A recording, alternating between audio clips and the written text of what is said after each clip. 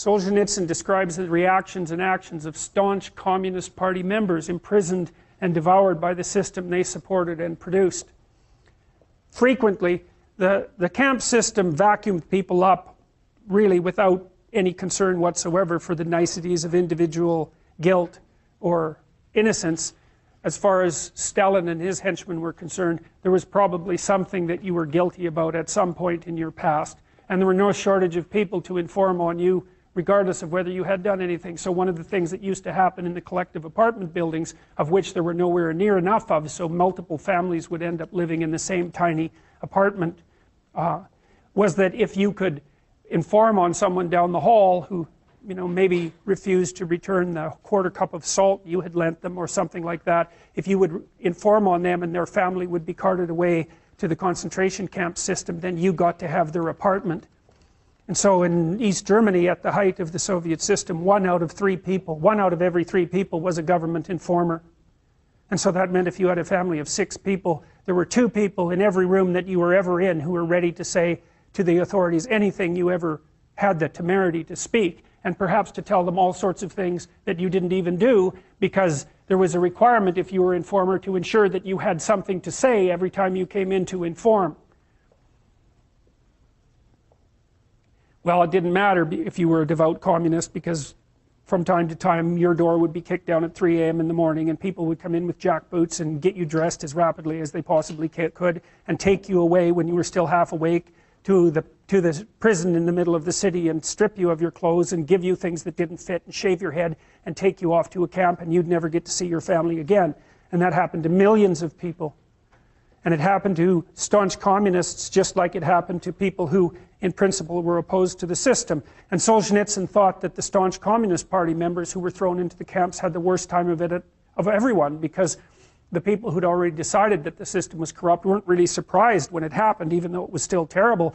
But the Communist Party members had given their whole life to the system, and then they were picked up just like everyone else. And he had a very hard time with them when they came to prison, because most of them assumed that a terrible mistake had been made, and that if they just wrote the right people and contacted their former friends, who would now, by the way, have nothing to do with them, that the error would be rectified and they soon would be released. So they also assumed that everyone else in the camps was completely guilty and was there for good reason, because otherwise the beloved party wouldn't have put them there. But for some reason they had been imprisoned because they were innocent, despite the fact that they were innocent. And Solzhenitsyn and his friends used to play a game with people like that, because he didn't exactly know how to treat them, because on the one hand they were victims, certainly, but on the other hand they were part of the system that had perpetrated precisely the horrors that were visited on them. And so when they first came in and were still chock full of communist dogma and totalitarian thought and judgmental in every possible way, him and his friends would have fun pointing out all the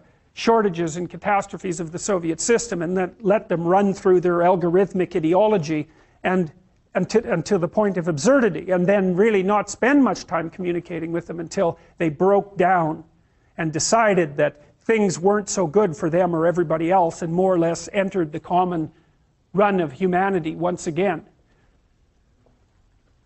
To say that things were hard for them is to say almost nothing. They were incapable of assimilating such a blow, such a downfall, and from their own people too, from their own dear party, and from all appearances for nothing at all. After all, they'd been guilty of nothing as far as the party was concerned. Nothing at all. It was painful for them to such a degree that it was considered taboo among them, uncomradely, to ask, "What were you imprisoned for?" The only squeamish generation of prisoners. The rest of us with tongues hanging out couldn't wait to tell the story to every chance newcomer we met, and to the whole cell, as if it were an anecdote.